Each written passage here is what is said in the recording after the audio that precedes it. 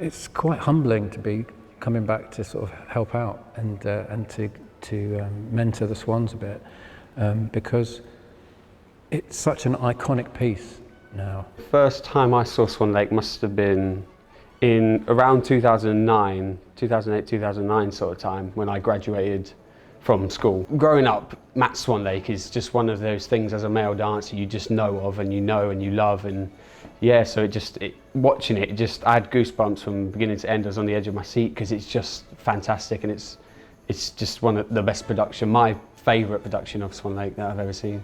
So Swan Lake was my very first job actually when I joined the company, and I only played Italian princess at the time. I found it quite challenging because it was also the first time that I was putting together acting and storytelling with dance steps in a different way from what I was trained for at school. I'm just so happy and excited about it. What I know about the character is he's, the Swan as he is, he's sort of, from my interpretation of it, is like a figment of the prince's imagination. It's everything that the prince wants to be but can't, because he's part of the royal family, so he can't be free, he can't express himself and stuff, he just has to be a certain way, whereas the Swan is everything that he's not. All these women that have played it before me, and it's been interesting to see how the same character of somebody that is a royalty and has a distance between themselves and everyone else on stage, even her own son, needs to keep that distance, but also then when the stranger comes on, that it's a battle, it's an internal battle that she wants to let go and just be free and just let this man take her, but can't.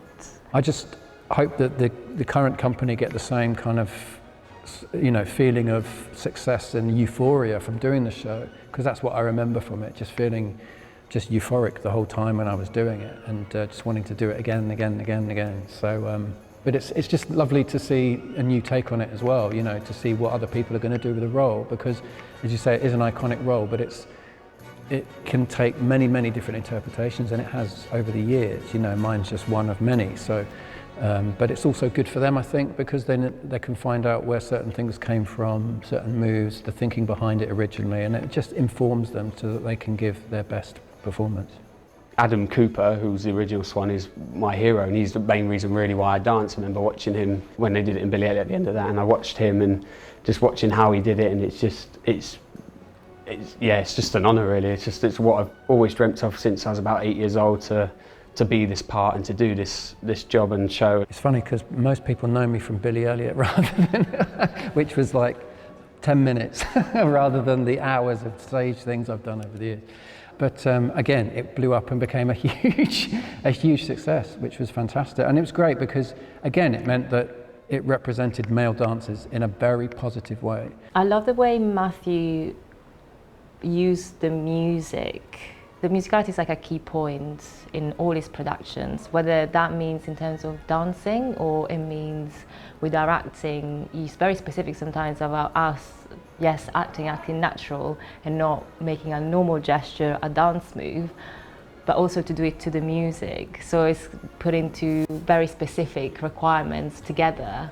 We have 3 people playing the Swans, we got 2-3 people playing the Prince, so it'll be interesting finding a different relationship with each and every one of them, because obviously they are going to be playing the same character differently, and I think that's going to be the most interesting part of it, doing the same bit of choreography with 3 different people and making it the same but having its own touch. I guess the challenge is make sure that you're present in the room, because with so many people have an idea of or they want to have an input into the workroom. It can get a bit too confusing, and it's just being present and being focused is obviously a key element of this time spent in the rehearsal and in the studio. To prepare myself, I've actually been, because I've obviously had friends that have done it before, and they've all told me to rub surgical spirit on my feet to harden them up a bit, because apparently that makes your feet a bit stronger. So obviously, because we all dance barefoot a lot of it, so I get blisters quite easily, so it'll be just toughening my feet up really. I think that's a big thing for me as well, and yeah, just keep on doing class and just keeping fit and just you know, just trying to make yourself as good as you can before you even get to it, so that you start at a good place and just keep on going from there, really. My favourite scene has got to be the bedroom scene at the end, the final scene. When all the swans are coming forwards, when the music's just blaring out and the piece of music that there is there is just, it's so powerful, and all these swans are just like flapping their wings forwards. The music is at its peak, is goosebumps moment, and it's definitely like my favourite is the part as well. Like there's such a direct connection between the audience and the prince. I found it quite emotional and yeah, very, very touching. I think that will be amazing for people. I know it's the end of the show, but like it's like quite an emotional and just heartwarming bit. I think that will be a big thing of what people will love.